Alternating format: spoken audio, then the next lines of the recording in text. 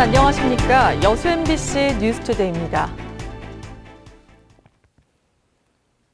LF스퀘어 광양점 개점을 앞두고 지역과 기업 간의 상생이 화두로 대두되는 가운데 공식 지역협력 계획안이 시에 제출됐습니다. 광양시는 세부안에 대한 검토와 보완 작업에 착수한 가운데 조만간 시민들의 여론도 수렴할 계획입니다. 박광수 기자가 보도합니다. LF 측이 지난 4일 광양시에 제출한 지역협력 계획 분야는 크게 5가지입니다.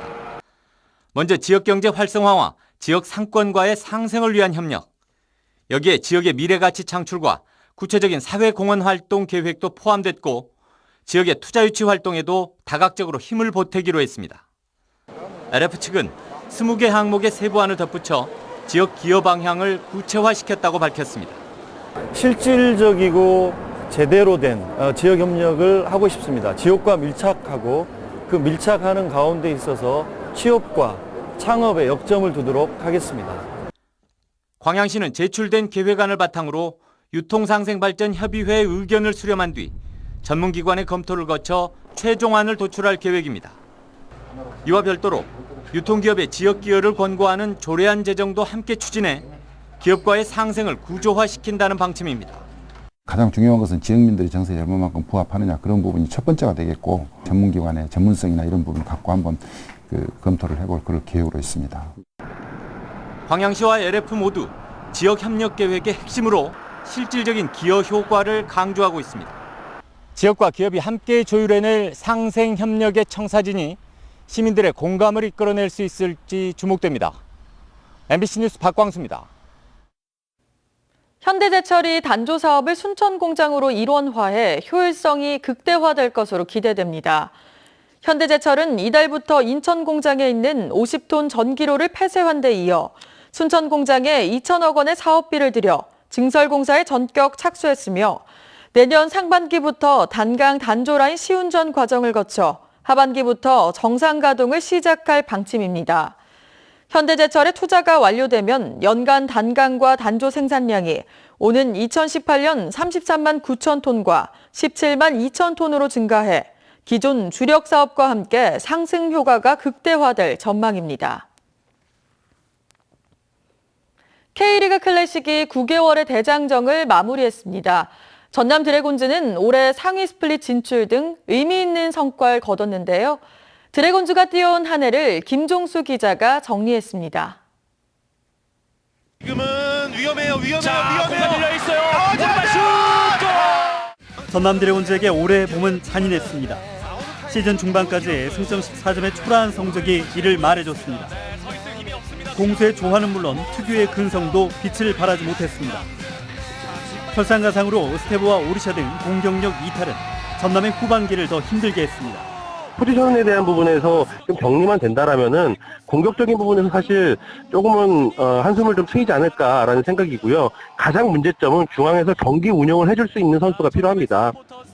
하지만 전남의 집중력은 후반기에 돋보였습니다. 공격력 부재를 용병 자일의 영입으로 극복했고 수비의 공백도 토미와 유고비치 조합으로 잘 메웠습니다.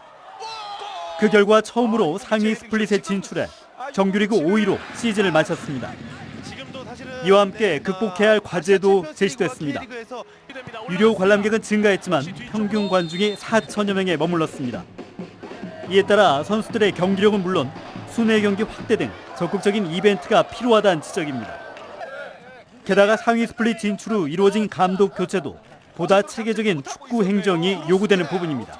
부상까지 겹쳐버리니까 경기력이 너무 좋지 않았던 것 같아요. 그래서 관중들까지 오지 않으니까 여수랑 순천에 축제가 많거든요. 거기도 와서 같이 함께 하면 좀 더 많은 홍보가 되지 않을까. 인기 구단의 몰락과 K리그 전체 관중 하락 속에서 전남의 상위 스플릿 진출은 또 하나의 희망을 엿보게 했습니다.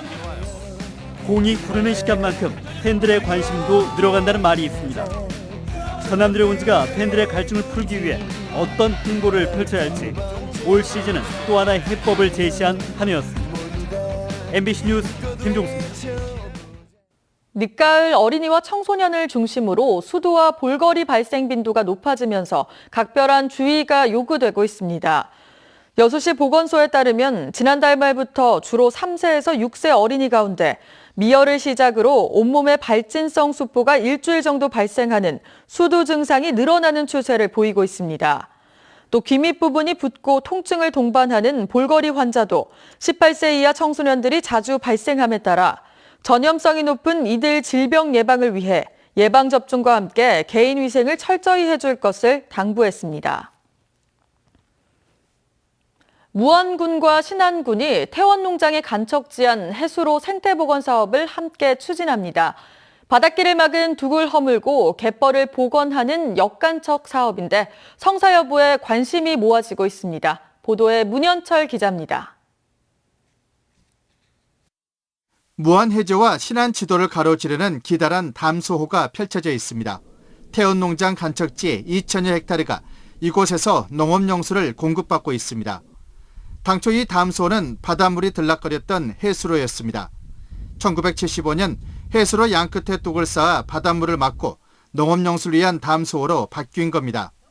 40년 지난 지금 사정이 바뀌면서 칠산바다와 탄도만 사이 바닷길을 다시 트는 역간척 사업이 구상 중입니다. 영산강 4단계 농어촌 용수개발 사업으로 이곳 담소호 기능이 사라지면서 갯벌 등 생태계 복원 여론이 높아졌습니다. 타당성 영역 결과에 따라서 주민들과 농장주, 정부 등과 협의해서 사업을 추진토록 하겠습니다. 문제는 천문학적인 사업비.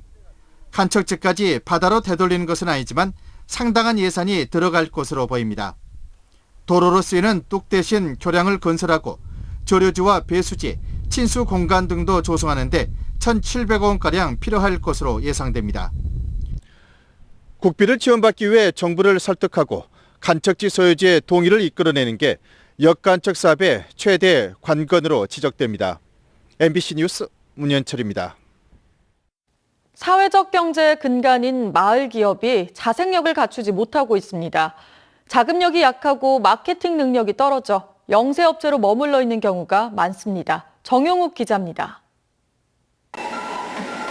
전통 방식으로 수제 두부를 만들어 파는 마을 기업입니다. 종사자 3명이 열심히 일을 해도 운영비나 인건비 등을 빼고 나면 남는 게 없을 정도입니다. 꾸준히 찾아주는 손님들도 적지 않지만 매출 자체가 많지 않기 때문입니다. 실제로는 제가 이제 직접 종사하고 있고 일을 하고 있지만 거기에 제 어떤 기본적인 인건비가 좀 어려운 상황이죠.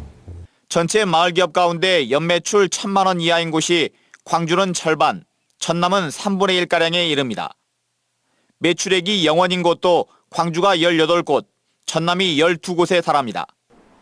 소자본 창업을 하다 보니 자금난에 시달리는 경우가 많고 시장 개척이나 수익 창출에 어려움을 겪으면서 영세성을 극복하지 못하고 있는 겁니다.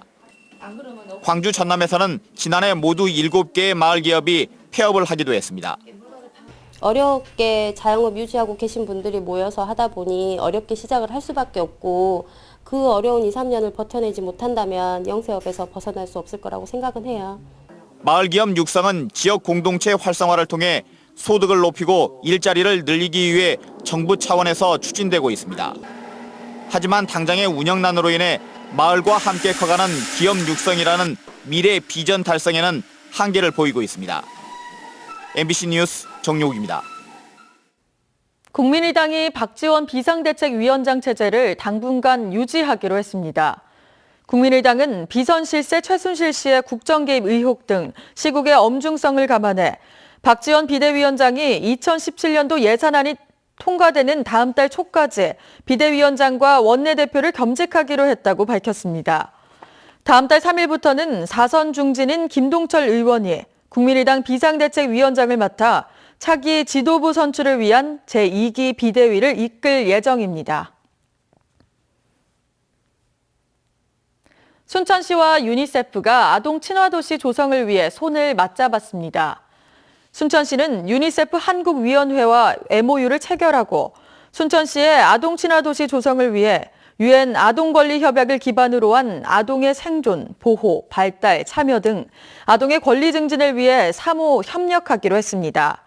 순천시는 이번 MOU를 시작으로 시정정책 과정 전반에 아동의 참여를 보장해 유니세프 아동 친화 도시 조성을 구체화하고 내년에 아동 정책의 기초 자료를 위한 아동 친화도 조사, 아동 영향 평가를 위한 용역도 발주할 계획입니다. 순천시 신도시 지역 주민들의 오랜 수건이었던 도심 속 송전철탑이 사라집니다. 순천시와 한전은 345kV 고압 송전선로와 철탑 지중화 사업 MOU를 체결하고 왕지 송촌 아파트에서 대주 2차 아파트를 거쳐 해룡 상삼으로 이어지는 고압 송전탑 지중화 사업을 올해 착수해 오는 2023년 완공 목표로 추진됩니다. 이번 송전철탑 지중화 사업 규모는 가공선로 2.6km 구간의 송전철탑 9기이며 시 분담금 240억 원을 포함해 총 사업비 479억 원이 투입됩니다. 순천시는 이번 지중화 사업이 마무리되면 지역 시민들의 생활 환경이 개선될 것으로 보고 있습니다. 날씨가 무척이나 차가워졌습니다. 오늘 나오실 때 옷차림 따뜻하게 하셔야겠는데요. 서울과 경기 북부 지방에는 올가을 들어 처음으로 한파주의보도 내려진 상태입니다. 이 시각 현재 파주 수온주가 2.5도로 어제 아침보다도 8도가량이나 낮고요. 서울도 3.7도까지 떨어져 있습니다. 그 밖의 지역도 찬바람과 함께 체감추위가 심한데요. 낮 동안에도 대부분 10도 안팎에 머물면서 쌀쌀하겠습니다. 내일은 이번 추위가 절정에 달하겠는데요. 내륙 곳곳이 영하권으로 떨어지면서 한파특보도 더욱 확대될 가능성이 큽니다. 이 시각 현재 기온 서울 3.7도, 춘천 7.2도, 전주 8.1도를 보이고 있는데요. 찬바람에 체감추위는 더욱 심한 상태입니다. 낮 기온은 서울 9도, 대전 10도, 대구 13도 안팎에 머물겠습니다. 이 추위는 모레 낮부터 차츰 수그러들겠고요. 목요일과 금요일 사이엔 전국 많은 지역에 비가 내리겠습니다. 날씨였습니다.